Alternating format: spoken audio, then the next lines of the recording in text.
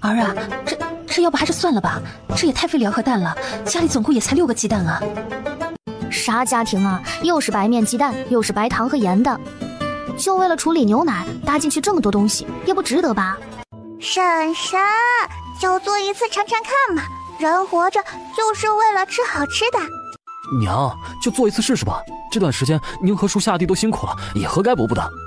左右自己已经有了个健康值系统，鸡蛋什么的也帮不上大忙，倒不如拿出来做些吃的，全家一起吃。好好好，你们2个小祖宗，给你们做一次尝尝还不成吗？不过话说在前头，你俩可不能经常吃啊。好好好，都听婶婶的，婶婶最好了。至于以后吃不吃，那是以后才考虑的问题。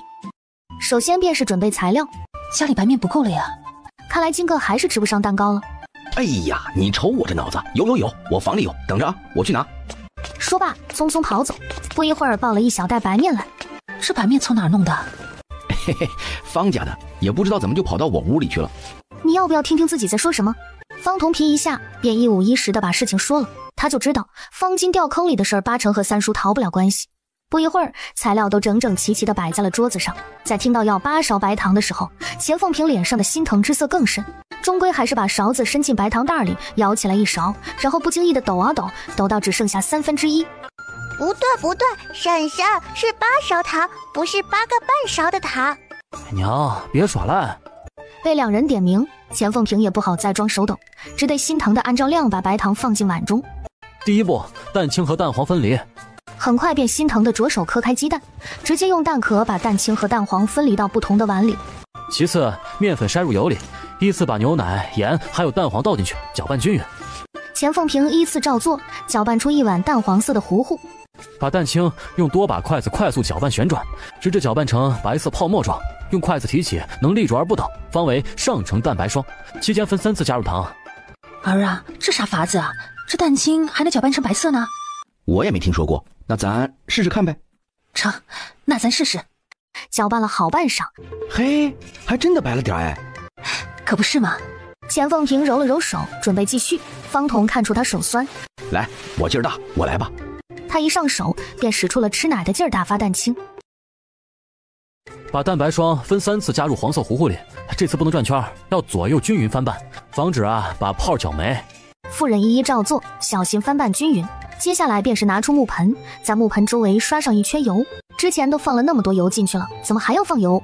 钱凤萍看着家里所剩不多的猪油，有些舍不得，便只刷了薄薄一层上去。接下来便是将这一大盆糊糊倒进木盆里，上锅蒸。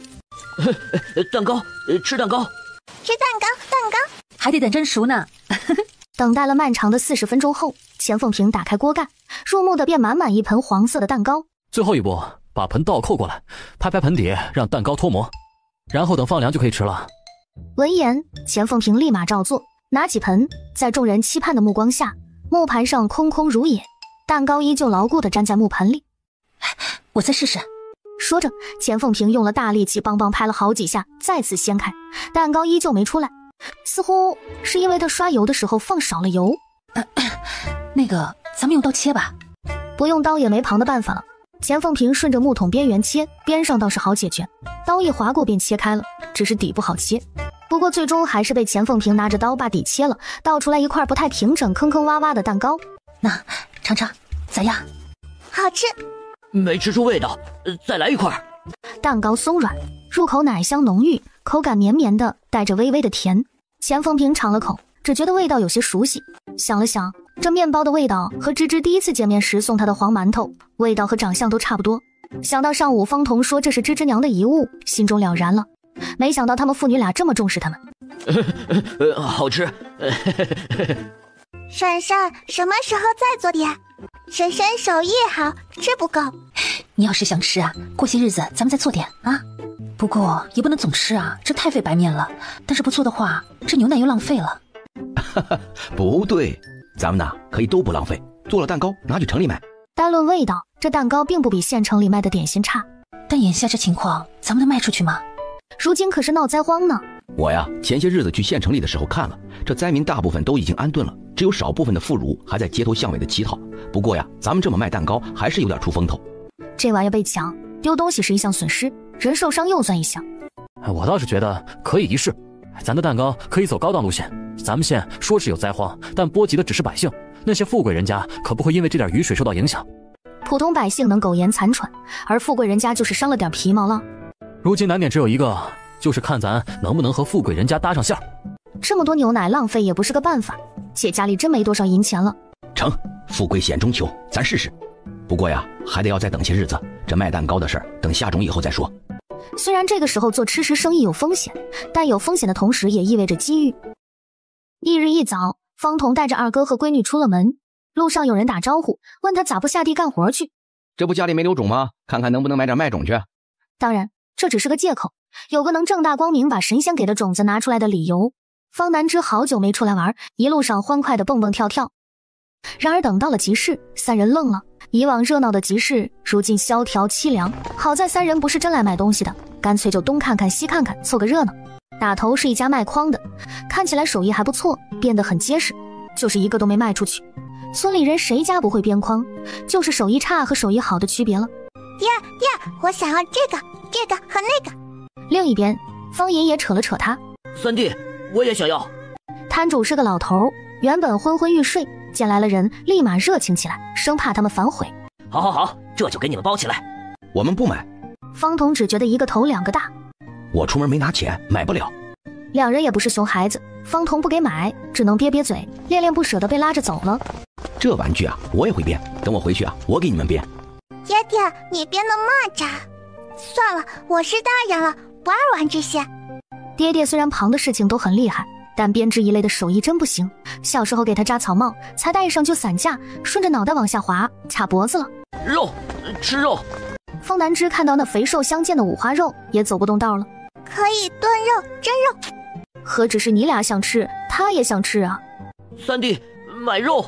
方银快要被馋哭了。家里有肉，都回家。两个活祖宗，他可不敢逛了。爹骗人，家里哪有肉？有肉？怎么没有？那不是还有头牛呢吗？牛又不能吃。牛是租来的，别人家的。我只说家里有肉，又没说能吃。反正两人都被他从集市带出来了，方彤也不怕了。他爹一直这样，他都习惯了。算了，我小人不计大人过。嘿，你这小丫头，这都从哪儿学的这么多词儿啊？前面路口突然窜出来7、8个身形瘦高的汉子，方彤心一紧，一回头，他们身后也不知何时多了6个人，其中一个眼神格外凶狠，充满了恨意，似乎要啖他血肉。就是你杀了我弟弟。那晚他特意交代了，让弟弟多带点兄弟去方老三家抢粮食抓孩子，结果弟弟一去再没能回。向文斌这时终于来给他弟弟报仇了，他将二哥和闺女拉到身后。这位大哥，那是个意外，他自个儿掉了陷阱里去的。不是我二哥亲手送上路的。如果你们想报仇，尽管找我来报，和旁人无关，一码归一码，放过我哥和孩子。哼，放过他们？那你当初可有想过放过我弟弟？这话说的好像他弟多无辜一样。向文斌已经打了个响指，周围几个灾民瞬间拿着各式武器一拥而上。小心！鲜血喷涌而出，为这场血腥的杀戮拉开序幕。其他灾民被刺激到了，动作更加猛烈。方头怀里有孩子，抽不出空反击，只能狼狈躲闪。更多人朝着方银去，一把斧头朝着方银砍过去，他却是不躲，反而双眼发红，拿菜刀朝着那人冲过去。那灾民亦是被方银这不要命的气势吓了一跳，只犹豫了一瞬，便被切了脖子。可方银也不好，有人趁机一斧头砍在了他肩膀上。方银闷哼一声，没倒下，而是咬着牙使劲将肩膀上的斧头拔下来。三弟，拿！方彤一手接过斧头，躲避的同时开始反击。兄弟俩都有了武器，勉强和这些人周旋了一会儿，但对方人多，方彤又抱着闺女，很快露出破绽。向文斌一刀砍在他后背上，皮肉翻卷。有灾民趁机上前抢夺他怀中的方南之，方彤急了，可身后向文斌的攻击让他抽不出空档。下一秒，一道凉意从他脸上横着划过，小丫头手都在抖，但愣是没松开匕首。方爷那边状况更加惨烈，他没有方彤灵活，也不怎么躲，就是纯不要命的硬打。谁敢动三弟和侄女，他就不管不顾地冲上去，当下直接上前砍在向文斌胳膊上。好，你有种！兄弟们，先砍死这个！众人的火力一下子集中了，方彤哪能坐视不理，立马帮忙。混乱中，方银又杀了2个灾民，可自个身上也被斧头、菜刀砍出来的伤口不计其数。方银感觉眼前阵阵发黑发冷，他似乎握不住刀了。可看见有人偷袭三弟，拼着最后的力气给方彤挡了一刀。不准打我弟弟！二哥，三弟，带芝芝跑！说完，再也撑不住，闭上了双眼。老子和你们拼了！他知道他们今日8成都逃不掉了。向文斌举起刀，要落下最后一击。今天就要你们给我弟弟陪葬！都住手！衙役来了，快跑啊！多数灾民直接跑路，这会儿也顾不上听老大的了。向文斌没走，哪怕金哥死了，报了仇，他也不亏。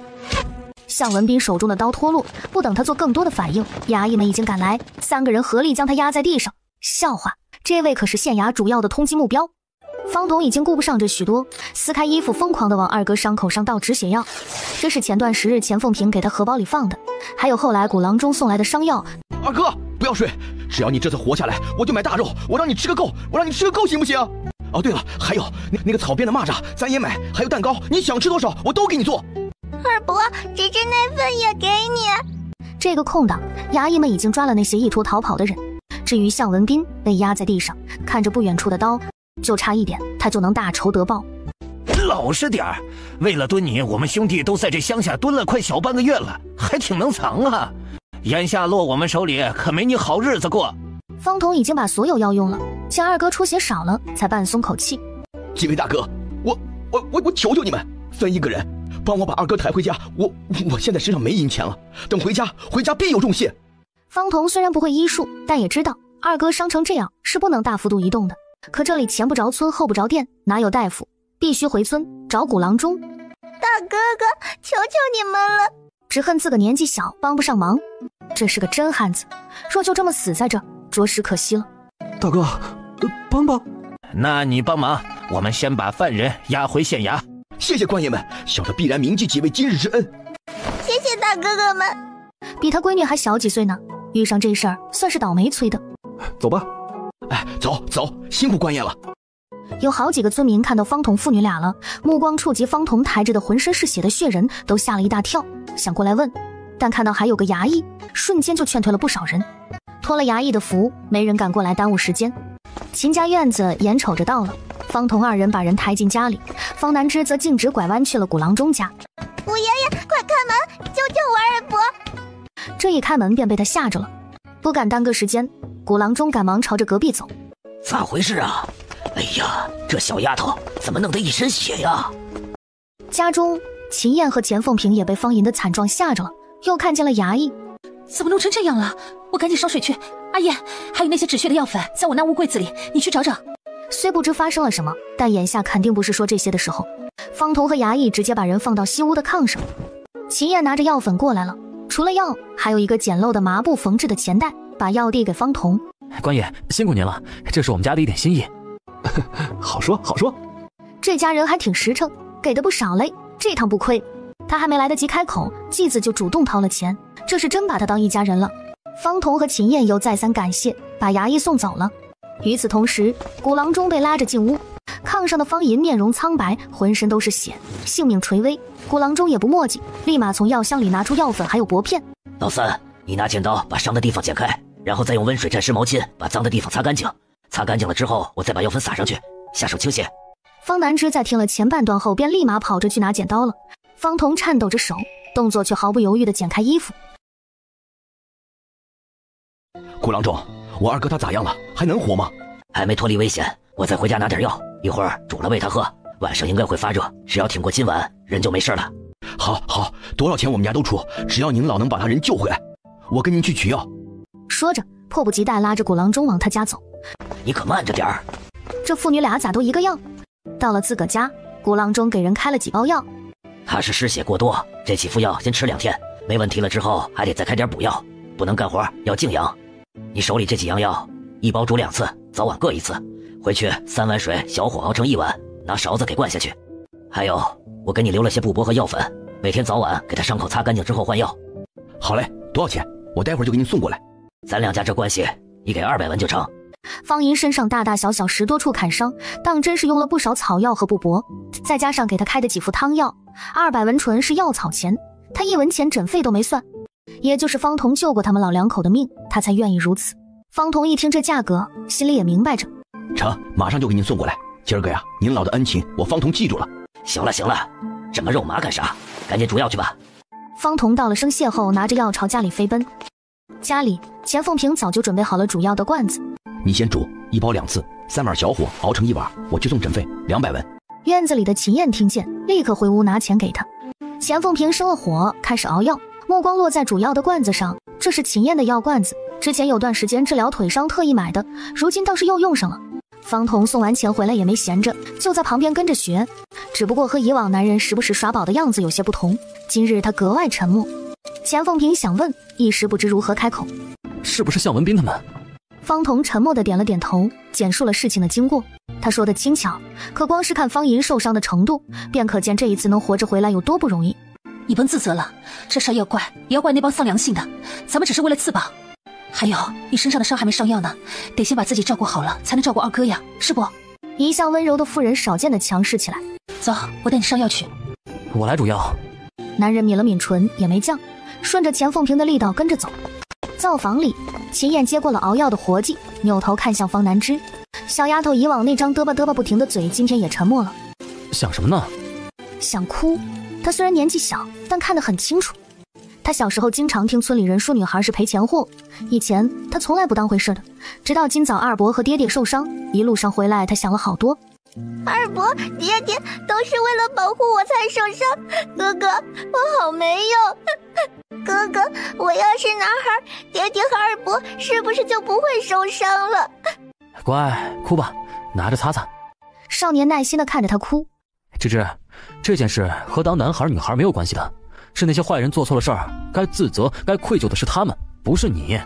而且谁说女孩子不可以很厉害的，只是咱们没学罢了。以后家里有了钱呢，给你请个武师傅，芝芝也可以一拳打5个。真的，1拳5个。另一边，钱凤萍是边给人上药包扎伤口，边巴拉巴拉的给方童讲了一堆大道理，安慰他。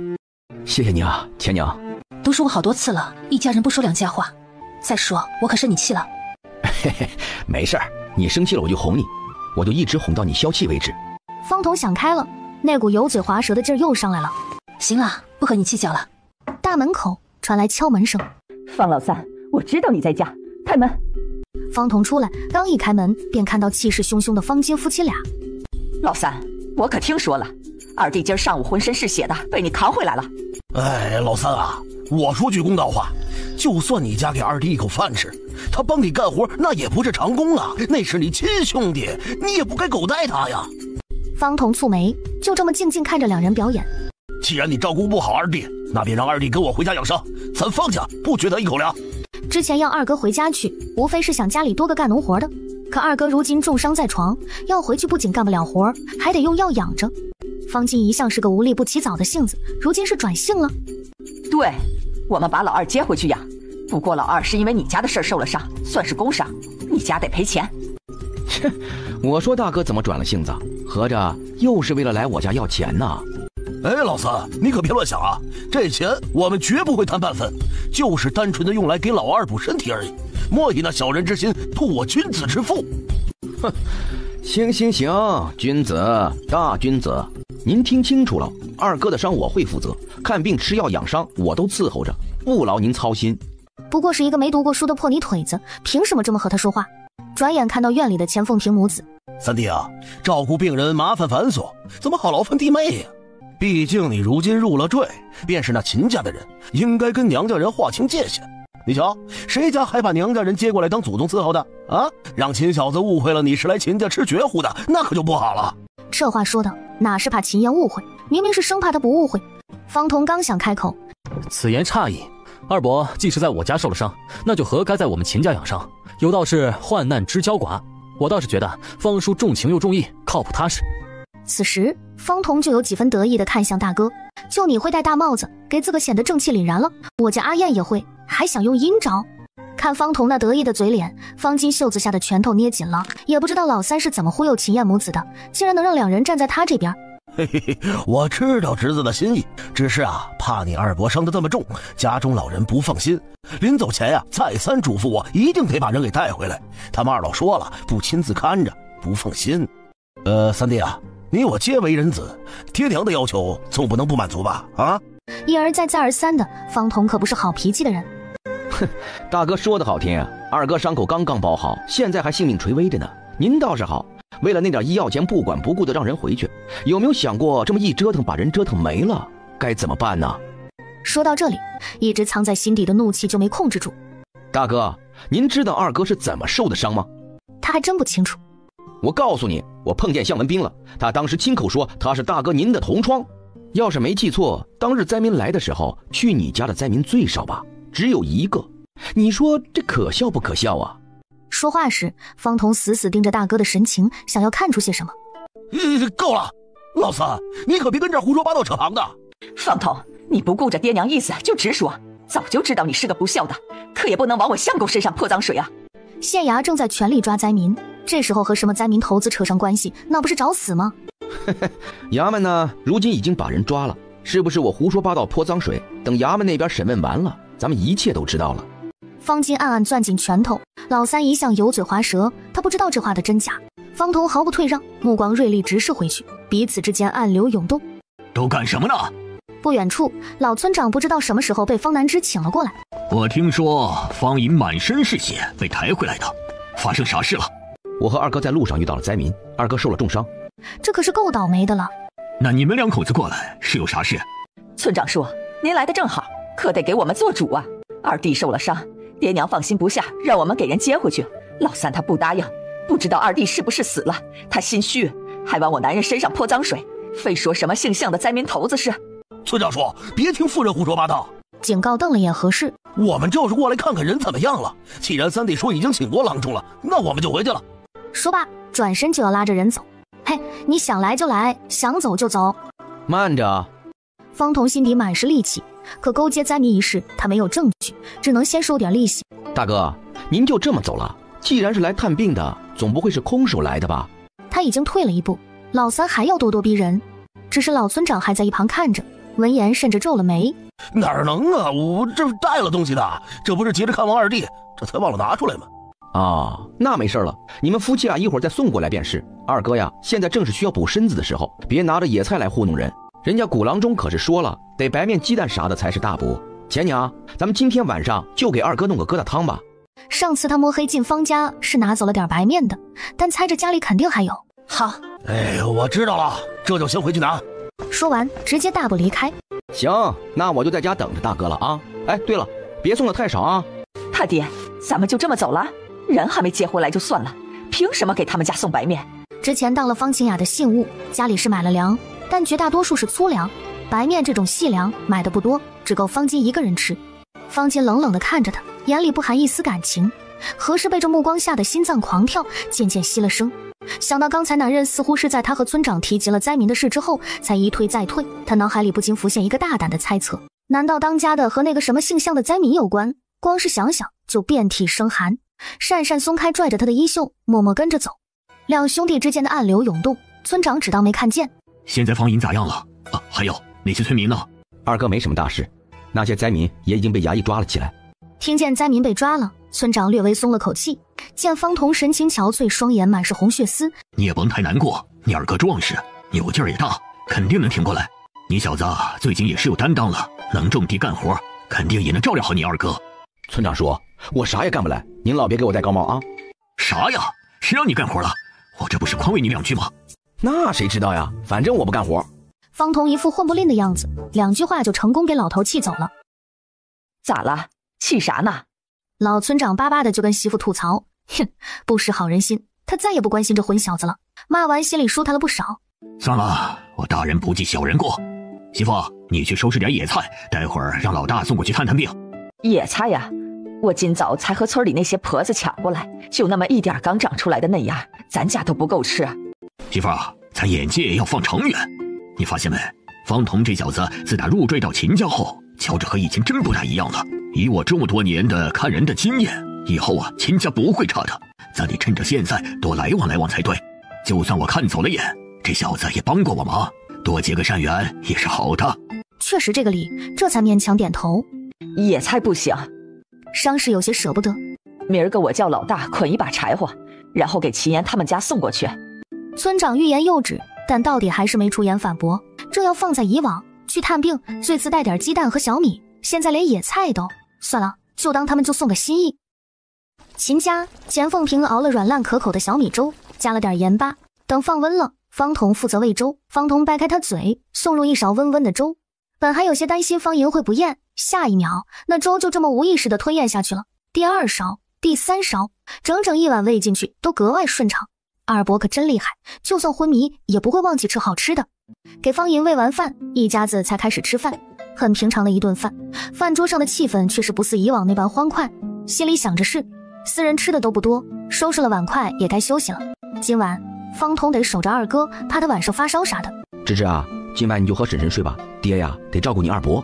主要白天的事太凶险，他怕闺女吓着，不放心他一个人睡。知道了，麻烦你了，钱娘。钱凤平早就想体验一把哄女儿睡觉，当即便收拾了方南枝的被褥，扑到自个屋子里。夜晚漆黑如墨，钱凤平轻拍小丫头的后背，轻声哼着童谣。方南枝本就折腾了一天，如今一放松，很快便进入梦乡。但他睡得不安稳，他又梦到了灾民来时的场景。他根本没能逃脱被流民抓走放血吃的命运，而爹没找到他，最后病死。是二伯深夜拖着爹的尸体把爹拖回家，可是家里不给下葬，还把爹的尸体丢了出去，也不管二伯。二伯就拉着爹的尸体走啊走，走过白天黑夜，没有一个人收留他们。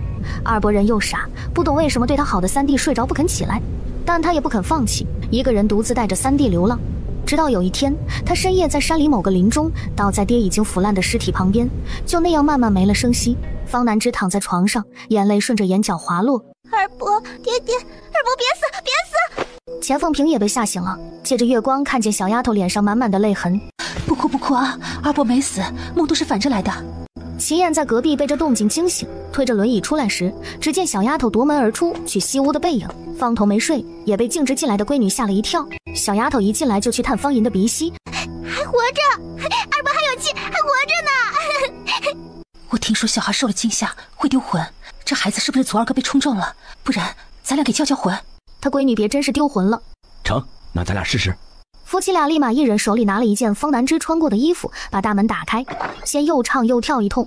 方南枝，回家啦，该回家啦。方南枝，快回家。叫魂也是有讲究的，拿衣服这法子还是老一辈流传下来的说法。秦燕看看在门口叫魂的两人，又看看屋内瞪大眼睛懵逼的方南枝，觉得头都大了，丢魂撞鬼的怎么看都更像是外面的夫妻俩。无奈秦燕把视线看向炕上的男人，察觉到不对劲儿。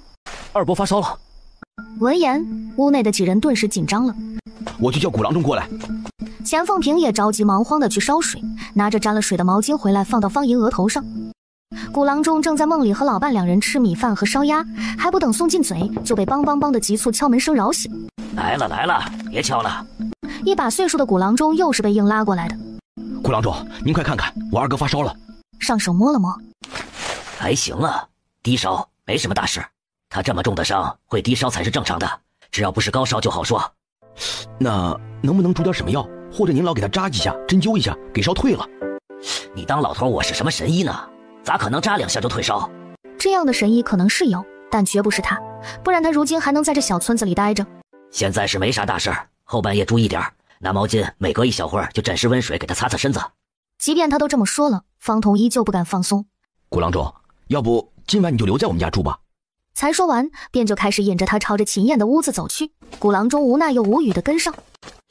那你也得放我和我家那婆娘说一声去啊。我这就去替你传话。古郎中被迫留宿，这才让几人的心安了不少。天色还黑着，方南枝打了个大大的哈欠。芝芝啊，你先回去睡觉吧，这里啊有我们守着。我要在这里守着，我不放心。婶婶，你和哥哥都去睡觉吧，这里有我和爹爹守着二伯。婶婶白天还要干活，她留下是怕方彤忙不过来，小丫头留下来能帮什么？不过想是这么想。好好好，那我们一起守着。秦燕也不习惯和人一起睡觉，咱们都守着。钱凤平就负责烧水端盆，方南枝给他打下手，需要擦身子的时候就由方彤去做。秦燕在屋子里时不时搭把手，一家子断断续续地折腾了一晚上，天色已经蒙蒙亮了。古郎中早早地从床上起来，不是在自家睡得不香，看看人啥情况还得回家去。西屋，方彤打了个哈欠，又给二哥换了条毛巾。古郎中走进来，先是摸了摸方银的额头，放心了。人已经退烧了，之后好好养着，应该就没啥大事了。啊，没事就好。其实夜晚上他们也摸了方银的体温，能感觉到退烧，但这话得从方郎中嘴里说出来，他们才能彻底放心。昨晚麻烦您了，走，我送您回家。顾郎中把铜板收下了，别，我自己回去就成。他可不敢让方童送了。话是这么说，方童还是热情地给人送到了自家大门口。顾郎中驮着背走得飞快，连头都没回。屋里困得迷迷糊糊的方南之在听到二伯退烧的消息后，撅着小屁股直接趴在炕边睡着了。院子里，钱凤萍正端着2杯温水给人递过去。谢谢钱嫂子。二人正是村长大儿子和儿媳妇。听说方二哥病了，我爹和娘特意让我们2人来看望看望，这捆柴火您收下。爹娘也真是的，觉得柴火拿不出手，就让他们来送，他们就不要面子吗？虽说送的是柴火，可这心意不假。成，这柴火真不少呢，那我就收下了。辛苦你们小两口这么大老远的给我送来了。不用谢，不用谢，这也是我们的一份心意。院子里的声音噪噪听不真切，方南之迷瞪地爬起来，一脸懵，余光中却见二伯的手指似乎动了动。二伯醒醒，起床了。方银眼皮微颤，见有效果，二伯吃饭了，今天炖白菜五花肉。眼皮颤得更加厉害了，再不起床菜就没了。方银那双颤抖的眼皮缓缓睁开了，只不过人还有些呆滞。钱凤萍刚给客人送走，便听见屋内小丫头欢呼二伯醒了的声音，先是惊喜，而后反应过来，立马去厨房端药来。屋内秦燕已经先一步到了，我来喂吧。药已经降温，入口刚好。二伯，喝。方银还没缓过神，听见碗勺碰撞的声音，下意识就张开了嘴。二伯原来醒了后喝药这么积极，下一秒就看见方银被苦的面容扭曲。白菜五花肉，肉怎么是苦的呀？家里现在没有肉，你要是实在想吃，等回头我和你三弟商量商量。他明明听着有呀，但弟妹不像大嫂那么坏，弟妹不会骗他的。不远处，方南之唏嘘挠了挠头，罕见的没出声。秦燕继续喂药，一勺一勺的，药苦的方银想哭，但他得听话，他知道喝药是为了他好。这一碗药喝完，方银一个黑黝黝的大汉眼里泪光闪烁。二伯怎么哭了？我苦，我疼。嘴里苦，身上还疼，方南之看得心疼，琢磨了下，翻下炕头小跑着出去了。回来的时候，2只小手往身后一藏。二伯，你闭眼张嘴。方银不明所以，但很听话。下一秒，嘴中被放入了一块甜滋滋还带着异香的东西，总觉得这香味有些熟悉，可他想不起来。那不苦了吧？方南之见他二伯不委屈了，这可是我特意找婶婶要来的红糖。不苦，甜，芝芝好，弟妹也好。他想起来了，以前大嫂生完侄子后喝的就是这个，香香的，甜甜的，他可羡慕了呢。古郎中说过，方银醒过来基本就没什么问题了，这一家子都算松了口气。因这播种的事耽误不得，方童开始每日下地，而钱凤萍子留在家里照顾病人。方南之强烈要求干活，便被安排了每天中午去给爹送饭。这日，小丫头把装着熟山药的布袋塞进怀里，双手往身后一背，乐呵呵地踏上了去地里的路。方南之迈着小步子，神采奕奕，像是视察似的。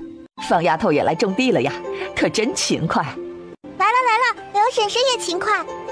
偶尔碰见不打招呼但看了他一眼的小丫头主动打招呼。方南之一路打招呼走过来，都有点口干了，好在已经到了自家地头，待会儿去爹那喝2口水。咦，爷爷怎么在自家地里？三儿啊，这是前些日子你大哥答应给老二送的1斤白面，在家还特意嘱咐我千万别忘了送来呢。说着把手中的白面袋子递过去，方童一拿，嘿，还拽不动呢。方老爷子拽紧了白面，这是你大哥给你二弟补身子用的，老二受了伤，他这些日子着实是担心的不行啊。见有不少人朝这边看来，他这才撒了手让方童拿走，他自个都舍不得吃的，如今却送出去了，那肯定不能白送，当然得趁机让邻居们知道他们家老大是个重情重义的。爹，大哥前些日子就说要送白面，今儿个可算是送过来了，这要是再不送啊，二弟的伤都要好了。方老爷子立马捂他嘴，老三呀，我知道你心里不舒服，可你大哥如今科举在即，伯府那边的人上次来查验过身份，应该很快就会再来派人接走晴雅，日后晴雅成了伯府千金，肯定会帮衬着老大。方晴雅那丫头野心大着呢，能帮衬大哥就怪了。咱们方家呀，日后是有大前程的，就算你入赘到秦家，等以后咱家起来了，也是能沾光的。前几日的事儿，老大都和他说了。他今个不仅为了送白面，更是为了灾民的事儿来的。方彤懂不懂事无所谓，可绝不能影响了老大，影响了他们一大家子的未来。大前程，爹，我问你，20多个灾民来我家抓我闺女的事儿，您知不知道啊？若方老爷子二人也是这件事的知情者，那就别怪他不顾念生养之恩了。我咋知道啊？那灾民不是祸祸全村的吗？你别啥坏事都往你大哥身上想，老大只是倒霉，碰巧和那姓向的当过同窗而已。你们再咋说也是兄弟俩，就算有矛盾，也不至于对你下杀手。不至于下杀手，方金那厮没良心的何止是对他下杀手，连他闺女也一并不放过。不过看方老爷子的神情，便也能猜出他80%不知道这事。让我顾念兄弟情也行，那也不能光我帮你啊，家里也得帮帮我不是？别人家出嫁女还有娘家帮衬呢，我这个入赘男也需要富家帮衬呢。你说的都是什么话呀？什么入赘男、富家，这些词也亏得他想得出来，一点脸都不要了。你二哥帮你不是受了重伤了吗？你还想咋样啊？说到底，他二哥受伤这事和方金也有很大的关系。他张了张口，还没说话，被一双肉乎乎的小手抓住了衣角。爷爷，你不要欺负爹爹！哎，去，一个不值钱的小丫头片子，哪有你的事儿啊？天天咋咋呼呼，没点女孩样。哎，不是，你家的丫头命贱，我管不着，但我家的可是我的宝贝疙瘩。他就这么一个亲生闺女，谁说他跟谁急？让我不乱说话也行，那就让您老那俩值钱的孙子，我的好侄子，来孝敬孝敬我这个叔叔，帮我种几天地。说着捶了捶腰，这干了2天的农活，还真是累得腰酸背痛的。爹娘他不敢动，传出去压下来个不孝的名声不好。何氏身为嫂子，她更是多少得避嫌。但俩侄子如今也已经10来岁，算上半个壮劳力了，叫来干活倒是刚刚好。不听话了，能打又能踹，自家还要人下地呢，凭4毛给老三打白工。知道了，回去我就和那小子说一声。为了让方彤别到处乱说，更是为了方家以后的大前程，只能牺牲2个孙子委屈一段时间了。他爹还是想得太好了，还真当他和方金是手足兄弟。大哥自打要害他闺女那一刻起，这仇便结下了，绝不化解。至于让俩侄子来干活，也只是先收点利息而已，封口不存在的。方南之看不太懂大人之间复杂的情绪，他从怀里掏出山药。爹，还热乎着呢，快快吃，这根是你的，这根是我的。我怕爹爹饿着，可是没吃饭就来给爹爹送饭来了。哎呦，还是咱闺女贴心呐，还真是辛苦我闺女了。爷爷刚才来找你说啥呀？没啥事儿，你个小孩子家的，少操心，说了你也不懂，等你以后长大了，我再告诉你。好吧。爹爹一般说以后再告诉，那80%都是不告诉的了。哼，他以后也要卖关子，然后等爹爹问起来，他也不说。你笑啥呢？说了你也不懂，以后再告诉你。合着在这记仇呢。好闺女，你快告诉爹吧，爹太想知道了。父女俩边吃边吵吵闹闹。家里的山药快没了，山上估计也找不到了。我看村里的婶婶伯伯们去了好几趟了，都空着手回来的。要是山药也能像豆子、小麦一样能种就好了。对呀，山上都能长山药，他们怎么不能种山药啦？芝芝啊，你问问那神仙，这山药咋种啊？好。方南之点点头，在脑袋里问系统：宿主指定一次随机奖励之后，必须完成一个强制任务，是否接受？接受。发布强制任务，他要上学堂，天天不迟到。检测到宿主哥哥读书天赋奇高，作为好幺妹，怎能忍心哥哥顶级天赋埋没？请宿主帮助哥哥上学堂。指定奖励抽取中。秦家，秦燕手中拿着一根崭新的毛笔，家里的笔早都用秃了，还都是他小时候用的，芝芝人小，用着不顺手。叮咚，恭喜宿主触发并完成隐藏任务，暖心贴贴好兄长。观察到妹妹的不便，且主动为妹妹解决问题，你是一个懂得背后细心呵护妹妹的好兄长。奖励山药种植方法乘1，健康值加10。地里，方南之的系统卡壳了一瞬。已为宿主抽取指定奖励山药种植方法1。方南之立马把手缩回袖子里，下一瞬手中凭空多出了什么东西。方南之展开，方彤立马凑过来看，纸张上标注着1、2、3等序号，每个序号旁边都配了字。方南之只认得个别几个，不过还是连不起来。方彤认的字更是不多，父女俩都是两眼一抹黑。但是每个步骤下面还有图，第一幅画的是很多个一小节山药。方南之仔细看去，那一小节山药颈短，个头粗壮，好像是山药芦头。标注着2的下面的字看不懂，但是图画很有趣，多画了一个大太阳，周围还加了一些竖线，山药炉头就放在太阳下晒。一样的图画有3个，区别就是第2天的山药蔫了点，第3天的更蔫巴了点。方南之懂了晒3天的意思。父女俩继续看许浩3下面的插画，这画的真好啊！不愧是神仙，画这么厉害。父女俩直到把这几页种植方法看完，还有些意犹未尽。闺女，你先把这个东西存着，过几日啊，咱们试试。等小麦下种的事忙完，到时候再研究种山药不迟。好。方南之小手一卷，又把东西小心翼翼地揣进里衣口袋，而后抬头看了看地，还有那么大的地方还没下种呢，靠爹爹得忙到什么时候？我也帮爹爹种。不用，日头大，你回家去吧啊！不，我就要种。拒绝奴役小孩干活，但拒绝不了小孩硬要干活。成，那你累了就歇着，知道不？知道。好闺女，走，干活了。方彤拿出小麦种，那你负责把种子均匀地撒下去，我来埋。知道了。以前在方家，他偶尔也是要干农活的，所以还是能弄明白的。系统给的种子个个饱满金黄，看着就喜人。方彤站在田埂上，手中紧握铁锹，起落间一个个金黄的小麦种子都被土壤埋上。冬小麦和春小麦还是有一点要注意的，种深了容易不透气，种浅了冬天容易被冻死，最佳深度是比春小麦再种深3分。太阳从中间慢慢移向西边，夕阳残灰，父女俩身影一后一前，从地头种到地尾，直到天色实在暗了，地头的村民们才渐渐停手，拖着疲累的身躯往家里走。方彤啊，你二哥现在咋样了？前些日子方彤和一个官爷把浑身是血的方银一起抬回村子的事儿，满村皆知。受了重伤，在家吃药养伤呢。可怜崔的。可不嘛，方儿这孩子人呆了点，本来就遭罪，咋还能遇上这事儿呢？要我说，那些灾民真是该死，抢东西就算了，咋还对人下这么重的手哟？哎，你别说啊，那几个灾民还真就马上都死了。我听说了，县衙那边10天后要当众审判流民头子呢。早该死了。哼，要不是被农活绊着，老子非得过去扔他几个烂菜叶子熏死他们。嘿，老五，山上就连野菜毛都没，哪还有烂菜叶子？哎，老三，我这才想起来，你家最近这是吃啥了？我这一路我可就闻着了，可香了，香得我这哈喇子都流出来了。方彤心里一咯噔，脑子飞快转。嗨，那还能有啥呀？牛奶呗，那奶一热就有味道，我闻着也香。不对，那可不只是牛奶的香味啊，我前几天闻着了，还有甜味呢。8成是前段日子做蛋糕的味道被闻着了。还不是这孩子嘴馋，偷偷摸摸的把家里最后的一点糖给放奶里了。他二伯现在伤得起不来身，想冲个红糖水补补都没有。他好不容易安静一会儿，就背上锅了。不过小丫头也明白缘由。对不起，爹爹，我下次一定不偷偷放糖啦。说完，看着周围几个叔伯婶婶，叔叔婶婶们，你们家里有没有糖呀？不用多说，方彤立马意会。啊，对，哎，你们谁家里还有红糖啊？先借我点，给我二哥补补身子呗。要问这灾荒最怕别人干啥？灾民抢粮排第一，借粮是绝对排第2。这可真是的，我想起来我家还有活没干呢，我先回家了啊。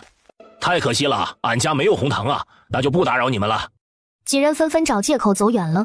方彤盯着程大富，大富，我知道你家里有。哎，没有啊，我家可没糖。他今天非得好好吓唬吓唬这小子，嘴欠的。我不信，你家的日子可是村里数1数2的，以前隔3差5就进城里买好东西，你肯定有。你家里孩子多，这糖早吃完了。方彤啥意思啊？硬要跟着他回家抢饭吃。这家伙本来就混，真能干出这事。真的吗？真的没有。我不信。程大福莫名的感到害怕，都快跑起来了。方彤追着跑，还伸出了双手朝他抓去。让我去你家里看看。哎，让我看看。哎，你跑啥？你别跑。是他这些日子太大意了，眼下大伙家家户户都吃不饱，对食物这种东西敏锐得很。他们自个家还天天煮牛奶，着实是有些太张扬了。晚饭依旧是干粮大饼子配热水。钱凤萍就这么看着方彤皱着眉，似乎在走神。你这吃的不噎得慌？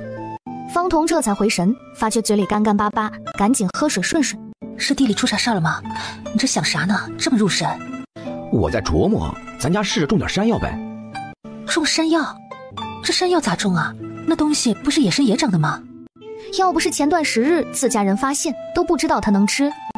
试着种嘛，凡事总得要试试的。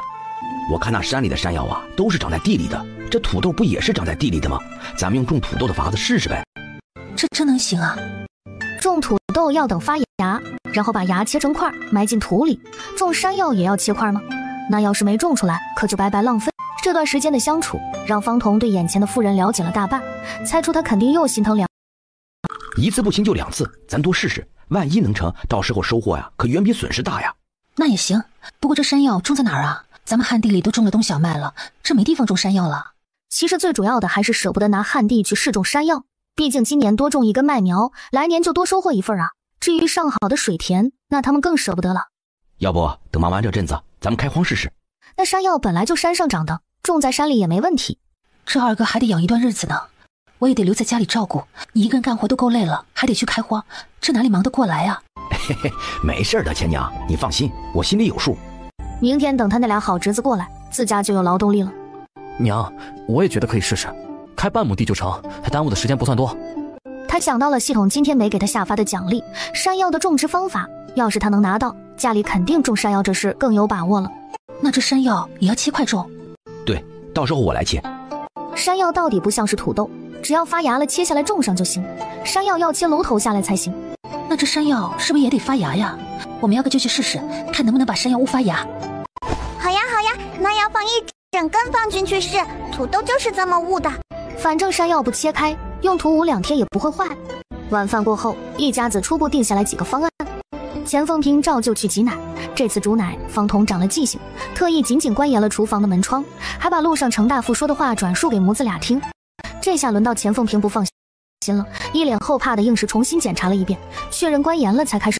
等牛奶煮开熄了火，方彤拿了几个洗干净的竹筒过来，开始往里面装牛奶。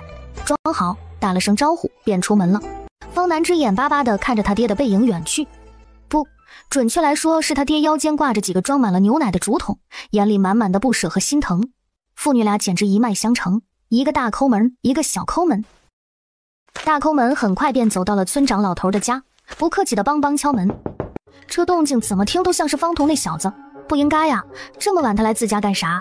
想着打开了门，映入眼帘的就是方彤那张笑嘻嘻的大脸。村长一看见他就感觉头疼，立马就要关门。哎，你这老头！方彤眼疾手快，挡住了木门。哎呀呀，你干啥来了呀？你咋能把我挡在门外呢？村长说，您可太让我伤心了，我可是特意来看望您的，还带了牛奶呢。说着，从腰间抽出一个竹筒来。这钱娘啊，前些日子和我说了，您老给俺家送柴火，您的恩情啊，我可都记着呢。这牛奶我都舍不得给旁人，我连富家都没给呢。您老啊，是村里独一份。富家？老村长疑惑。您快尝尝。方彤打开盖子，把竹筒亲自递到了他嘴边，闻着那香味儿，村长下意识就喝了一口。牛奶还是温热的，入口除了奶味儿，还有舌尖浓郁的醇香。话又说回来，强闯自家这事倒也不是非训不可。男人至死是少年，小少年嘛，不懂事很正常。嘿嘿，好喝吧？您拿着喝。说吧，大半夜来找我什么事？嘿嘿，那个村长说，我家没粮了，但是家里最后的钱都被我拿去租了奶牛了。可是这天天喝牛奶也喝不饱啊，我们都饿了好几天肚子了。这不就是想找您借点粮？村长嘴里含着牛奶一梗，恨不得当场把奶吐出来还给方彤。哎，去，我家没粮借给你，你这牛奶代价太大，老头我喝不起。别呀，村长叔，求求你了，我家是真的一点粮食都没了，这牛奶他喝不饱肚子呀。家里人都饿了好几天了，您就借点粮吧，我用牛奶跟您换。哎呀，没有，我家没粮。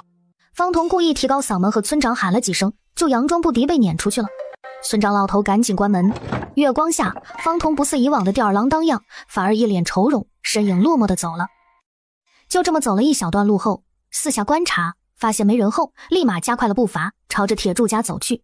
在外面熟练地模仿鸟叫，铁柱虽困，但听见声音一下子就起来了。把兄弟几个都喊过来，我有好东西给你们。很快，兄弟4人便聚集在小树林边上，这是他们一直以来会面的老地方。啥好东西啊？啥东西？只当他大半夜的给哥几个叫出来，保证你们稀罕的好东西。方彤说完，把衣服一展开，这是牛奶。恭喜你，猜对了，这一桶是村长老头喝过的。方彤刚说都没说完，就被3人围住，腰间的竹筒拿得干干净净，他就护住了村长老头喝过的那半桶。没事，俺不嫌弃，这桶给我。你想得美，我不嫌弃，给我。我也要喝。最终结果是3个人一人喝了点，把这半桶平分了。至于剩下的1桶，肯定要留着回家偷偷的慢慢和家里人品尝。三哥，谢谢你啊。还得是好哥们儿，知道俺们下地累坏了，惦记着我们。三哥，下辈子我还跟你当兄弟。哎，行了，你这老黑手少摸我，别给我这细皮嫩肉的手给磨黑了。你也不白呀，不过俺要是喝了奶，是不是也能白点？还真有可能。你看啊，牛奶是白的，你把手放进去泡2天，兴许能染白点儿。对，俺知道，染衣服也是这么染的。兄弟几个说话天马行空的。哪行啊，天热大半天就臭了，而且旁人看见指定得问你们要，你说你给还是不给啊？回去悄悄喝了就成了，喝完都抓紧时间睡觉，明天呀还得下地儿呢。这事儿啊都别太张扬，知道不？哦对了，喝完千万要记得把竹筒给我送回来。放心，洗干净的给你送回去。第2日毕竟还有活计，告别后3人便纷纷揣着怀里的牛奶回家去了。方彤也赶紧回家了。其实他经个送奶也有自个的想法，现在家家户户还有点粮呢，便已经有几个惦记上他家的牛奶了。等到日后没粮吃的时候，那不得遭人眼红死。方彤一向抠门，但也深知有舍才有得，送出去好为自家分散火力。而且他这几个兄弟也挺不错的，过些日子大伙彻底没粮了，他们家若是真在村里人遭眼红，发生了什么事儿，还有兄弟能给他说说话。一日一早，村里就传遍了方彤不会过日子。前些日子贱嗖嗖拿钱租了奶牛，现在好了，家里没银钱了，也没存粮了，搞得一大家子跟着他1天3顿喝奶，好几天都吃不饱。昨晚还偷偷摸摸的想用奶找村长叔换粮食呢，被村长撵出去了。方彤一大早走在路上，就时不时有人朝他看，顶着注视，男人内心毫无压力，大摇大摆的往地走。这些年偷鸡摸狗，村子里看他议论他的人可多了去了，他能要是个个都在意，那活不活啦，早就郁结躺倒了。而且这个结果正合他意。哟呵，老三呀，我听说你家没粮了。前些日子自个还在地头和钱凤萍说方彤进城市鬼混去了，结果方彤一下子就牵了1头奶牛回来，让他丢了个大脸。这也就算了，现在家家户户饭都吃不饱了，钱凤萍跟着一个混混居然还能喝上牛奶，凭什么？方彤就当没听见，继续埋头撒种。三儿啊，你咋不吱声？大伙儿这不也是关心你吗？方彤沉着脸不搭理他们，自顾自的撒种，但他的肚子却咕咕的响，声音还不小。你看，你不搭理俺们，你肚子倒是给俺们回话了啊！去，都滚！别在这里胡说八道的，谁家没粮了？你们家才没粮呢！都别在我这里待着。看来就算有牛奶喝也没用啊，喝牛奶又不能当饭吃。方彤一家子过得还不如他们呢。人走了，方彤继续该干嘛干嘛。他时不时扭头看2个便宜侄子来没，等了小半天，身后才传来2个侄子的声音。三叔，平常在自个家下地可勤快，来给他干都日上3竿了才过来，递给方晴天1把铁锹，又给方泽天抓了1把小麦种子。我看你们往年也下种，一个撒种，一个埋土，不用我教吧？别以为来得晚就能偷懒，今天这3亩地天黑之前必须干完，不然呢，三叔我就让你们好好感受一下来自叔叔的疼爱。吓唬完小孩，立马捂着肚子跑进林子里。家里牛奶实在太多，又舍不得浪费，这不喝得窜稀了。拉完后，他也没着急回地里，反倒往山上去了。方彤循着脑海中的记忆，来到山脚一处碎石相对没那么多的荒地，仔细观察了一下，拿树枝在地上比划，圈出来很大很大一块，约莫2亩地的大小。昨儿个他晚上又把图纸看了一遍，明年3月份才能种山药，那留给他们开荒的日子可长着呢，正巧能让俩侄子多开点地出来。圈好了地盘，方彤便朝着自家地里赶。你俩种得这么快？他突然一出声，给兄弟2个吓了一跳。是啊，三叔，早点干完，早点回家。对，大哥说的对。这俩玩意儿可不是这么听话的性子。方彤福至心灵，二话不说就上手去掏。果然，从方泽天兜里掏出那包他给的小麦种，基本没少。再一看后面的地，种了那么长一溜，绝不可能还剩这么多种子。方彤不等他们反应过来，一把拿过铁锹，连铲开兄弟俩刚才埋过的好几个地方，根本不是按照正常的麦苗间隙种的。这就是你们所谓的下种？合着你们种1亩地只用10多个种子呗？他知道傣族出不了好笋，可没想到俩孩子才这么小就随他们爹，坏到了根了。昨个他们爷爷说了要去帮三叔下种，兄弟2个不服。刚才拿到麦种的时候闻着香味儿，再一看三叔走了，兄弟2个头脑一热，就想出了个损招，少下种子，剩下的种子揣进兜里，带回家偷偷煮了吃。这小树不修不直溜，老子今天就好好的教教你们。干脆利落下手打熊孩子。我让你们俩偷偷藏种子，我让你们把种子给我下得稀稀拉拉的，啥玩意儿都敢惦记。今天我非得让你们知道马王爷有几只眼。娘，救命啊！我好疼。我们再也不偷了。哎呦，别瞎了，别打了呀，三叔。兄弟俩想跑，但被三叔抓得牢牢的。娘，爷爷，奶奶，救命啊！方童这个杀千刀的，那可是他的2个宝贝儿子呀，又不是贱丫头，哪里能这么打呀？他看了眼方老爷子，对方很显然也听到了，但抿着唇一言不发地干着农活，这态度很明显是不让管。方老爷子都没发话，何时不敢帮忙，只能忍着心疼，听着儿子哭声含泪干活，顺便记方童的仇。周围干活的邻居们听着，只觉身心舒畅。小孩子就算再胡闹，那也不能拿粮食胡闹啊！拿粮食胡闹，活该挨打，打得轻。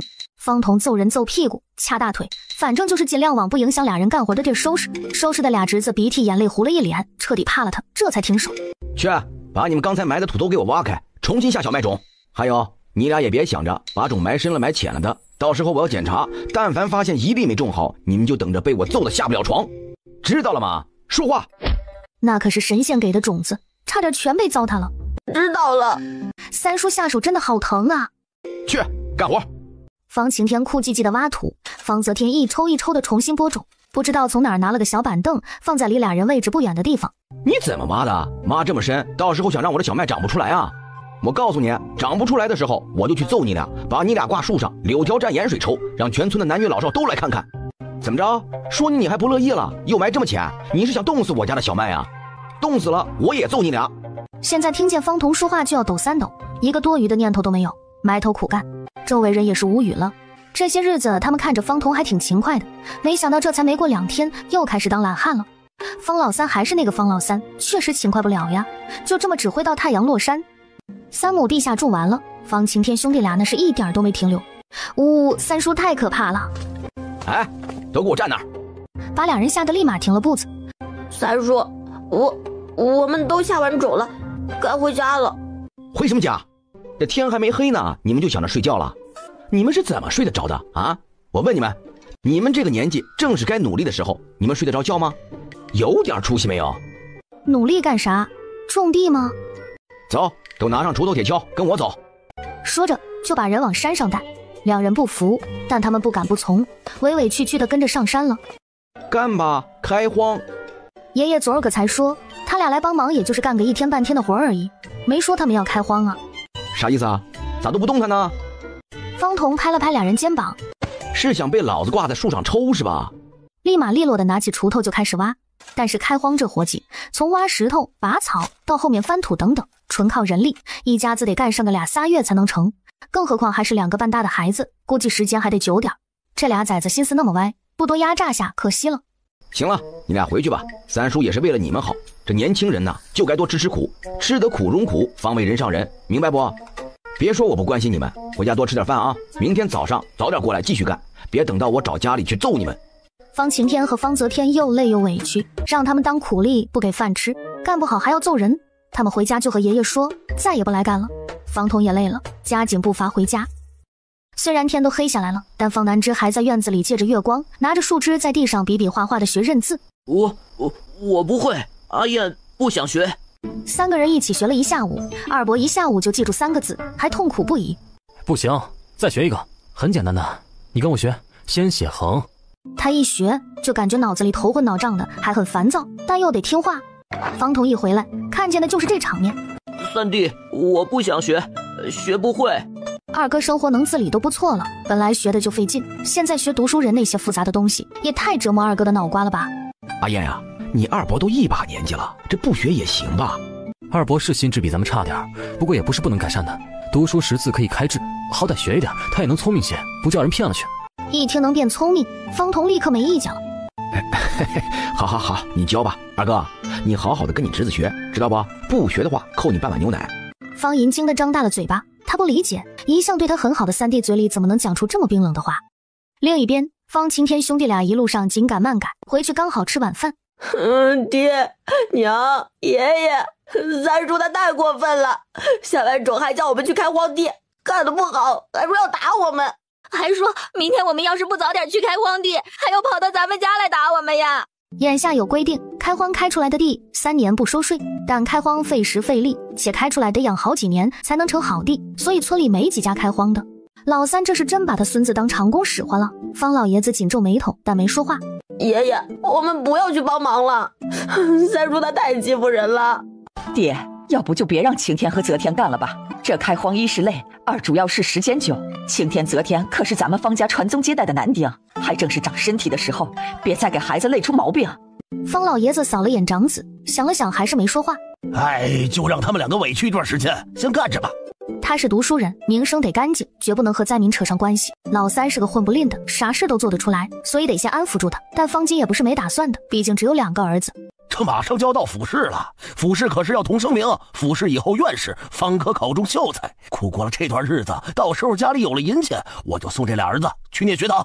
父子3人都去考功名，那要是全考中了，那他家就是耕读人家，比他娘家都强。他们跟着爹启蒙过，没正经去过学堂，也知道念书的好，读书人不用下地干活，吃喝都是最好的，所以俩人也不闹腾了。翌日，方晴天兄弟俩一大早便去了荒地等着，甚至比方童来的还要早些。不错，这才对嘛，早起的孩子有活干。方南之也颠颠跟在爹屁股后面过来了。我爹说的对，你俩可得好好干。那你也是小孩，你怎么不干？我怎么没干活啦？方南之往树荫下大石头走去，一屁股坐上去，单手霸气撩头发。我今个是来帮爹爹监工的。我不干这个，咱们俩换换，我也要监工。那可不行，不是我这个做堂妹的不让你，而是这活水太深，你干不来的。爹爹，你说是不是？那可不嘛，这活计只有我的聪明闺女能干。好啦，你们2个赶紧挖草根吧，弄干净点。方晴天兄弟俩气得胸口起起伏伏。你们2个小男孩啊，这生来就是干农活的命，现在会干农活，将来才能像我一样入赘一个好人家，好好伺候未来媳妇儿，知道了吗？这话不都是对便宜丫头们说的吗？怎么能套在他们身上？都愣着干啥呀？芝芝都给你们安排好活计了，都赶紧的，天黑之前，眼前这块地没弄干净，你俩今天晚上啊就甭想回家了。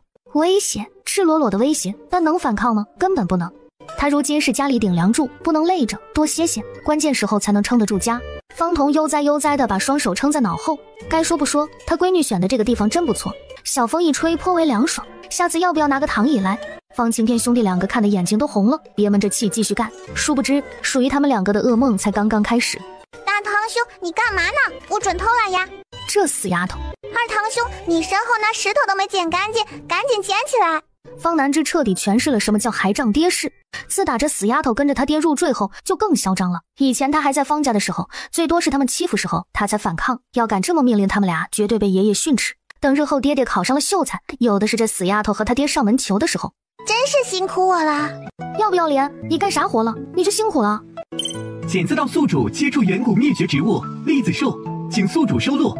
方南之抬头看着大大高高粗壮的树，系统哥哥，这个我拔不出来呀，都有我6个爹爹那么高啦。不用拔出来，薅一颗那圆圆的栗子或者树叶给我就成。小手小腿一抓一跳再一蹬，跳到大石头上，就伸手去够上面带刺的圆球。原来这东西叫栗子啊！他以前都是管这东西称呼为叫球。系统哥哥对他这么好，他得给哥哥摘点新鲜的叫球，不是栗子。栗子外面很尖，宿主注意勿扎伤，只需触碰即可收落。方南之听话，小手轻轻碰到栗子上，宿主成功收落。方南之又特意给系统摘了几片长得好看的叶子。系统哥哥，叶子也给你。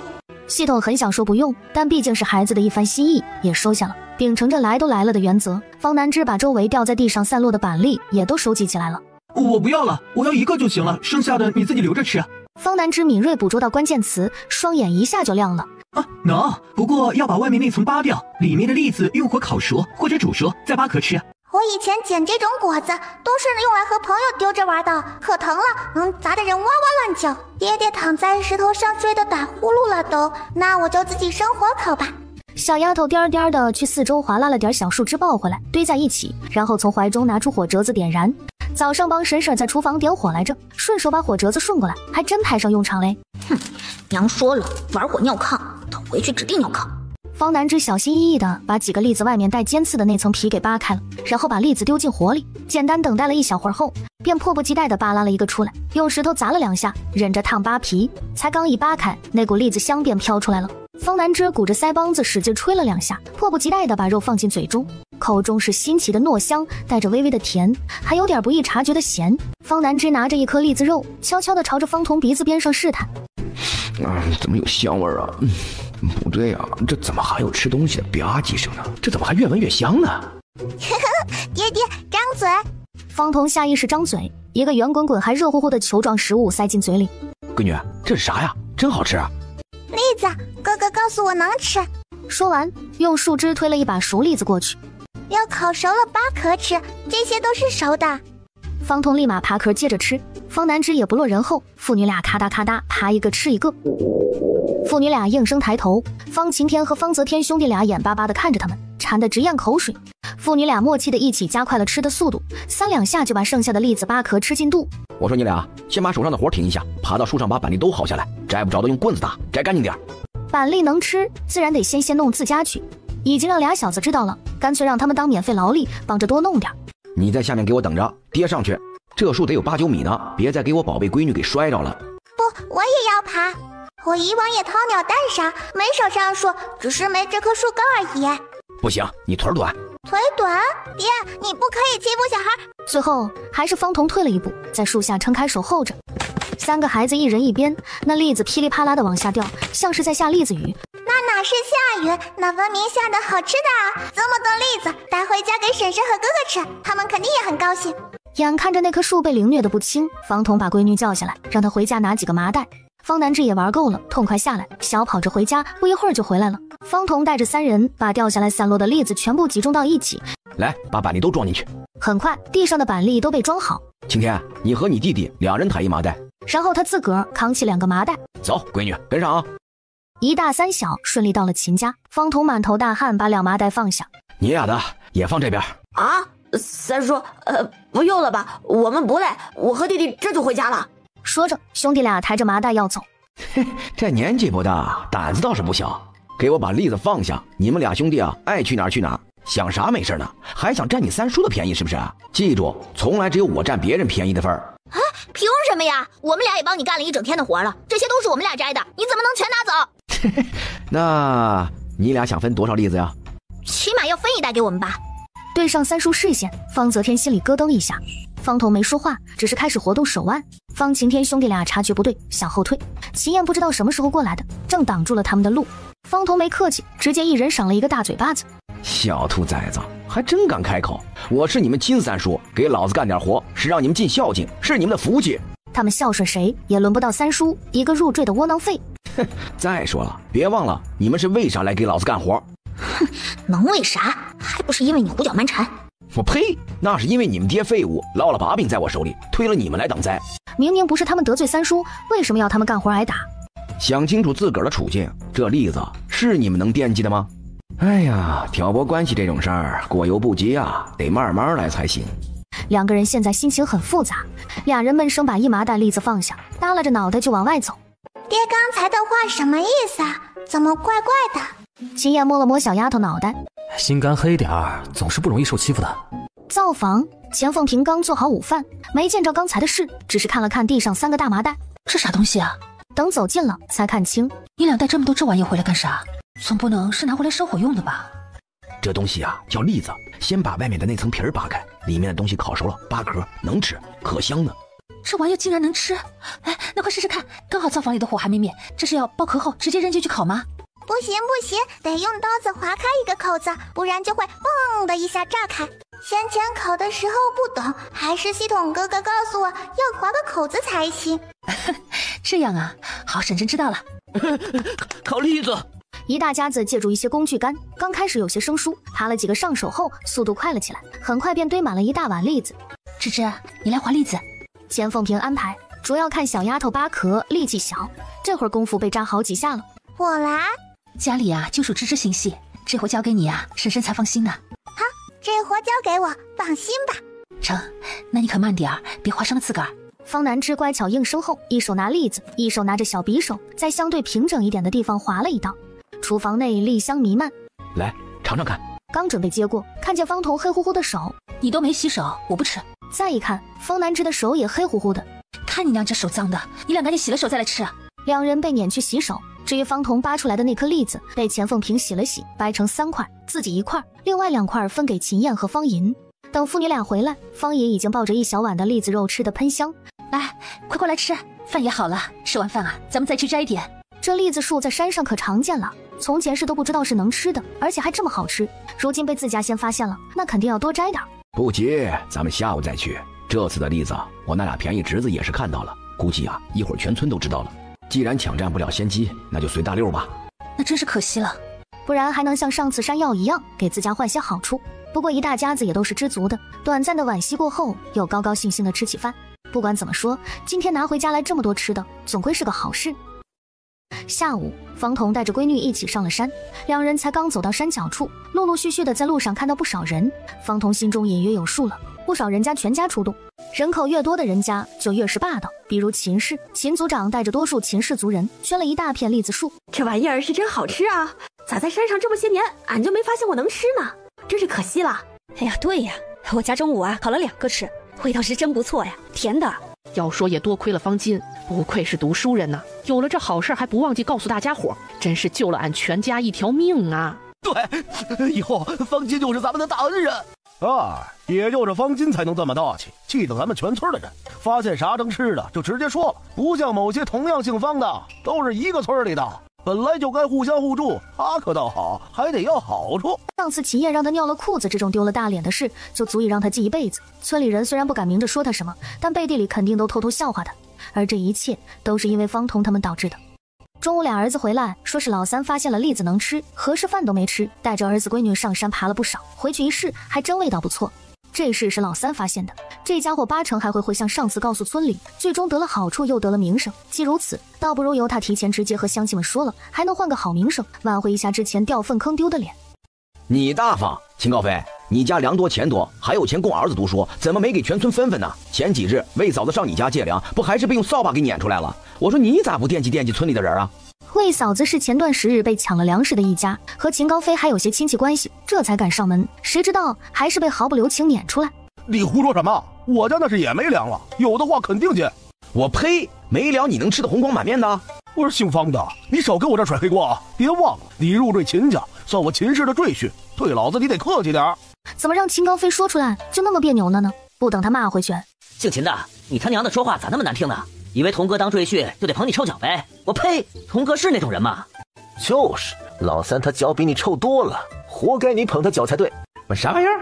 你这俩货是帮他呢还是在损他呢？秦高飞，你一点脸不要了，吃奶骂娘。上次的山药就属你们秦家挖的最多，你们这么有种，你们家别挖呀！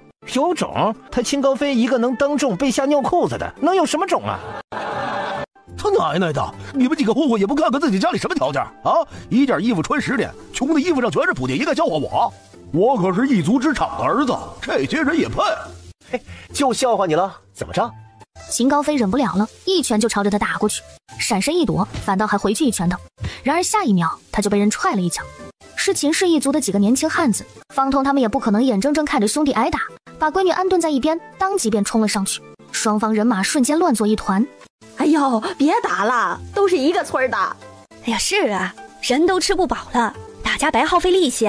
这轻飘飘几句肯定是劝不住的，所以战况很激烈。众人发现了，方彤兄弟4个打秦家6个，居然是占上风的。4人都背对背，方彤和狗蛋两面输出，有2人举着拳头冲过来，方彤立马当空一脚踹过去，把对方踹得捂着胸口摔飞出去。而另一人也没能得逞，铁柱突然窜出来和方彤联手揍脸。爹爹加油，叔叔们加油！被踹飞后倒地半天的秦高飞起来了，还要偷袭他爹。小丫头顺手撅了根尖锐的树枝，小跑过去狠狠扎秦高飞屁股。哎呦！捂着屁股回头，看见举着棍子跑远还回头做鬼脸方南之。你给老子站住啊！今天我非得打死你！你一个便宜贱丫头，也敢在老子头上动土！当即伸手就要抓。新仇旧恨，他今天一起清算，非得把你个死丫头揍得1个月下不来地才行。方南之2条腿倒腾得飞快，但是耐不住短啊！秦高飞面目狰狞，抬脚就要踹。哎呀，都住手！吵吵嚷嚷干什么呢？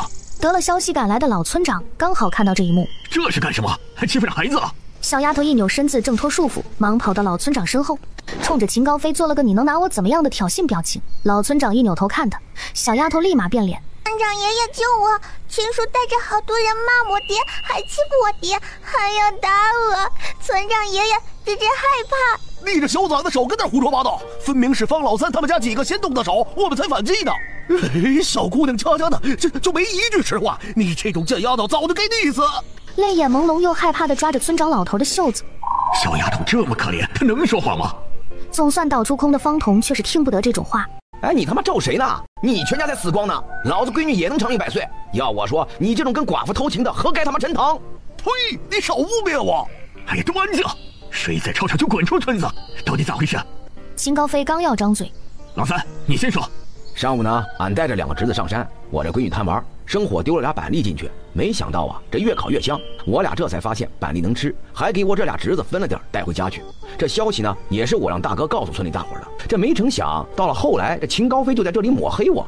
哼，大哥既然能抢功劳，那也别怪我坏了大哥的好名声。那我当然要为自己证明了，于是我就说了回去。至于他说我们先动手，那就说来更可笑了，无非是他要打狗蛋没打着，这狗蛋呢一挥手挡，不小心打着他了而已。上回也是我先找着了山药，这次板栗能吃也是我家先发现的，告诉全村，本是一片好意，这没成想大家伙反倒生了怨心。方童说到这叹了口气，这有些人呐，忘恩负义啊，挖山药摘板栗还背后讲究人，更是阴阳他大哥还想抢他功劳，做梦。原来是方童发现的板栗能吃。哎呦，对，上午我看见他背了好几袋回家。那方金咋说是自个儿发现的？这不对呀。秦家也是仗势欺人，自家守着竹笋，不帮村里人，别人帮了他还要说3道4。哎呦，不好！方童，你狗屁！你穷的叮当响，你要是你先发现的，你能不拿去换好处啊？少给自个儿脸上贴金了你！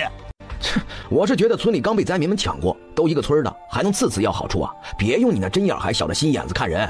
双方各执一词，这事儿不好定夺。视线扫过围观的人，在人群中发现了看热闹看得幸灾乐祸的何氏。何氏身子僵了一僵，立马就想溜走。何氏，你站那儿！我问你啊，栗子能吃这事儿到底是谁先发现的？是我家男人。他想说是自家男人的功劳，但对上了人群中方童的视线，心里顿时有些发寒。我也不太清楚。不清楚还是不敢说？要么是方童发现了方金抢功，要么呢是方童发现让方金通知大伙。不管是哪种，这栗子绝对有方童的功劳。方家兄弟2个为咱们村做出了如此大的贡献，秦高飞，你在这里阴阳怪气挑拨大伙，说不过人家就想以势欺人，还没打过丢不丢脸啊？今日你们秦家这些打架的都去祠堂跪一宿。嚯，这惩罚也太重了点，跪一宿那膝盖得青个10来天。慢着！秦族长得了消息，便紧赶慢赶过来。村长，方童这小子以前就没少在村里为非作歹，他们什么德行，大家伙都清楚。我儿不过是和他们口角几句，他们便动手打人，给我儿子伤成这样，还要罚跪，哪有这种道理啊？若您非要这么处置，那我们秦家可是不认的。眼下没了灾民威胁，他早就想好好收拾一下方童一家子。秦族长，你搁这吓唬谁呢？竟然敢公然挑衅我的权威！但秦家是大族，在村里着实有些地位，老村长想给他压下去，是得要有个说法。还不等村长想出来，旁边砰的一声，方南之软软的倒在地上，还特意翻白眼。方童不愧是亲爹，立马上前抱着他。哎呦，没天理了！妈，姓秦的你不是个人，这不大人打架为什么要对孩子动手啊？你看你把我的闺女都打坏了！你他娘的还是个人吗？大人的恩怨牵扯到小孩干什么？窝囊废，打不过大人对小丫头动手。芝丫头要是有事儿，我们饶不了你。你们都眼瞎了吧？我明明还没来得及打他，这死丫头就已经躲到村长身后去了。这个死丫头一向鬼主意多，肯定是他装的。7岁的女娃子哪有那坏心眼？还不承认？我刚来的时候你要踹小丫头，老秦啊，你儿子没教好啊！村长，这都只是一面之词。我这可怜的闺女啊，这是不是被打出内伤了？你醒醒啊！谁能救救我闺女啊？秦高飞，你个杀千刀的！哎呦，这秦家太过分了，明日就抱团欺负人，现在连孩子都下得去手。哎呀，可不是嘛，方老三人不咋地，芝小丫头可耐人稀罕了，这昏过去还不知道能不能醒来。秦族长握紧了拐杖，心里恼火，但不好表现出来。孩子重要，不如还是先给郎中请来，等郎中来了，自然能拆穿父女俩。去，把狗郎中请过来，快点！古郎中是被铁柱和狗蛋轮流背着上山来的，这一路上差点给他颠吐了。古郎中，人命关天，而且是村长让俺们快点来的。快给孩子瞧瞧。我闺女啊，我可怜的闺女啊！哎呦，古郎中啊，你可算是来了！秦高飞那个杀千刀的对我女儿下了这种狠手，你可得救救我闺女啊！我闺女受了这种苦，这回去肯定得好好补补吧。你只管给最好的补药。古郎中刚过来，还真当是小丫头被打了，赶紧把脉，而后眉心一蹙，看得在场的人心里均是一紧。秦高飞不会真给小丫头打出毛病了吧？那他可要摊上事儿了。谁不知道方彤是村子里著名的女儿奴？这小姑娘明明啥事儿都没有啊，就是体虚了点儿。不过这年头人都吃不饱饭，别说孩子虚，大人都虚。古郎中，您说是不是得好好补补？肯定是。古郎中还有什么不明白的，在徇私和医德中间犹豫了下，最后念在和方彤的交情上，这孩子确实得补补。反正他也没说谎，虚了就得补呀。秦高飞，你这么大个人了，对小孩下手这么狠，传出去，咱们木山村的名声都被你们给丢没了。就算你们秦氏一族人多，也不能仗势欺人。今天我老头就做主，你们秦家赶紧赔钱。我是冤枉的，我都没来得及动手啊！秦高飞气得直跺脚，但没人搭理他了。老村长只是压迫性看向秦族长。是啊，没想到这村长这么不给面子。儿子这表现绝对不可能有假，要真动手了，这会该心虚才是。可有古郎中的话，他们百口莫辩，大家伙都看着呢。他要硬是不给，就说不过去了。而且秦家还有读书的孙子呢，将来要是考取了功名，有人来查，再被人说他们横行乡里，那可就毁了。这事儿确实是我儿做的有些不对，这是赔礼，拿去给丫头补身体用。成，那我就给秦叔个面子，也就是我大度，换做别人家呀，这指不定就报官了。他还报官，得了便宜还卖乖。爹，我真的没打他。秦族长没忍住给了他后脑一巴掌。这儿子真是个蠢蛋。村长，那今儿个我就先带着不孝子回去了。说完就给人拉走了。方彤，这个仇我彻底记住了。村长说，那我也带我闺女回家去了，等古郎中开好点药，我给我闺女补补，这还不知道会不会留下后遗症呢。一开始他是没反应过来，但方彤干嚎了半天却不着急，他就回过味儿来了。哎呀，这厮啊就是装的。哎呀，去，家去吧。方彤又哭丧着个脸背上了闺女，委屈屈的下山。这小丫头是咋了？咋还背回来了呢？受伤了？见方南之双眼紧闭，他心里越发的沉，直接跟着进了屋。婶婶，我没事。爹，好多钱买肉肉吃，演戏演的累坏了，得给我补补。肉。屋里炕上的方银听见这个字，吃肉，三弟，我也要吃肉。买，明天呀，咱们就吃肉。而后把钱袋子拿出来，哗啦啦的把钱倒在桌子上，三人凑在一起数钱，总计321文铜钱。你们刚才是咋回事啊？啥演戏啊？这又哪来那么多钱？方彤挠了挠头，把事情原委一一解释。干得好，就该这样。那虚伪的老东西从前一直想从他家占便宜，没想到也有吃亏的时候。秦燕不知什么时候也过来了，知道原委后，心底有些担忧。秦族长那老家伙可不是什么好人，如今在方叔手里吃了这么大的亏，怕是不会就此罢休。日后我们得注意些了。下午药被熬出来，夫妻俩就上山摘栗子。眼下搞粮食最重要，自家有3袋子了，但也不经吃啊。山上秦氏族人见了，虽然心底有疑惑，但也没有多嘴，因为村长今儿个没少给大伙说隔壁哪个村饿死人了，或者村里为了粮食抢起来了，被衙役抓走了。强调了木山村现在没出这些肮脏事，先是山药，现在是栗子，全是方彤的功劳，是个人就该记恩才是。因此秦氏族人现在也不敢明面上找方彤麻烦，等天黑透了，大伙才依依不舍下山。夫妻俩扛了1袋半栗子回来，才要收拾做饭。院门被敲响，方彤一头雾水开门，就看见程大富。那啥，老三啊，你家不是只剩牛奶了吗？我家粮也不多了，所以给你送点晾干的野菜，也不多，你可别嫌弃啊。他从身后拿出一小把干菜，一塞，转身就跑。哎呀，没想到这程大富平日里怪抠门的，还是个明眼人。他正要转身回去，结果又有人来了。这天傍晚，村里绝大多数人都来送东西了，大伙儿舍不得粮食，就送竹筐木柴的，以往日子凑合的就咬牙送几筷子咸菜啥的，大伙还是记恩的多。这事吧，不能只看一面，不过眼下自家好歹没白付出。哼，你还有脸吃饭呢？啊，去扒栗子去！要不是何氏怂了，现在各家该上门感谢的是我才对。何氏抖了抖，去灶房了。爹，您别生气，眼下灾民的事过去了，科举这事儿应该不会推迟，您专心读书就好。至于三叔得罪了秦家人，有他受的。哼，还是闺女聪明，这以前怎么没发现呢？翌日一早，方彤早早的便起身，准备去县城买肉。方南之悄悄睁眼，看见爹要出门，立马爬起来，眼巴巴的要跟着一起去。不出意外的被方彤拒绝了。昨天才说了被打伤，今个就出门哪成？到时候人家来把钱要回去，别说肉了，肉汤都喝不到了。小丫头这才回去睡觉，确认闺女没跟着，方彤才放心。县城比之前热闹了不少，这座城在慢慢恢复以往的秩序。哎，老板，您家这猪肉咋卖的？那得看什么部位，肥膘80文，五花48文，纯瘦肉30文，看你要的什么部位。像我现在砍的骨头便宜些，10文一斤。我去，知道这灾年平时可能会贵一点，可是没想到会贵这么多。这以往纯瘦肉也就9文钱一斤，如今却是硬生生的翻了3倍还多呢。老板，你这也太贵了，那我多要点，您给便宜点呗。你要多少？我要5两瘦肉，5两骨头，便宜点呗。你这算什么多？不行不行，便宜不了。你也知道，灾年吃食哪有便宜的？更何况我这还是肉。才不是呢，这隔壁卖的可便宜了，我刚才去看了，他家的瘦肉只要20文。那你就去他家买。他爹今个有事忙，才没和自个一起出摊。出门前可特意和他说了，除非买个1整只猪，否则无论如何都是不能讲价的。我不去，他没小伙子你俊了，我就爱在你家买。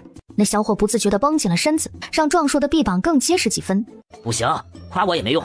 这小伙子膀大腰圆的，一看就靠谱。哎，我说小伙子，你娶媳妇了没？我表姐家的闺女那长得可水灵，大眼睛白皮肤，这一说话呀，哎呦，那声音是依浓软语的，这10里8乡的小伙子都可中意呢。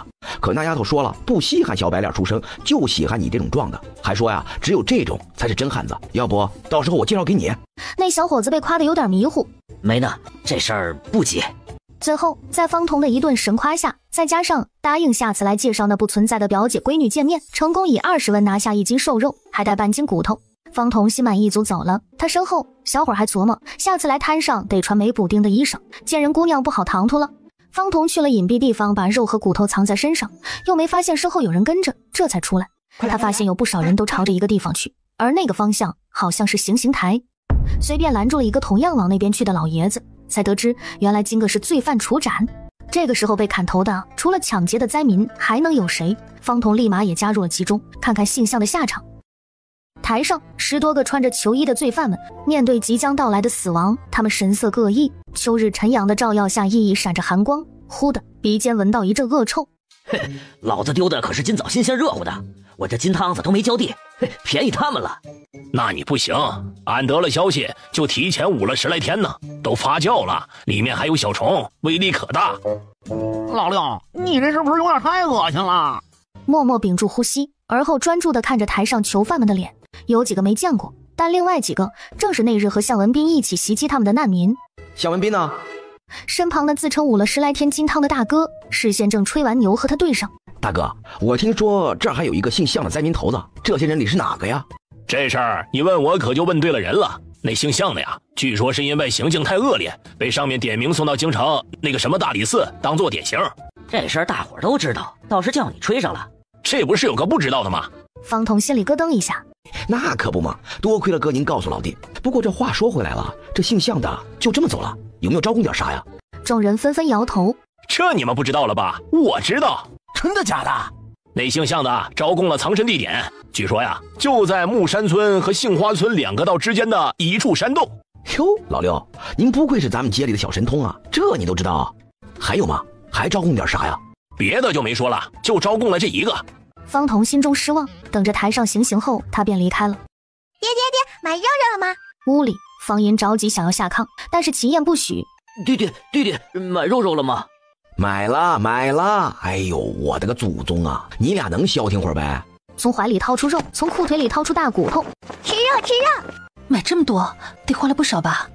他以为方彤就是买个2、3两尝尝味儿，结果居然有1斤。1斤猪肉和半斤棒骨，肉花了20文，棒骨是送的。这么便宜？倒也不是说猪肉价格便宜，而是眼下正闹灾荒。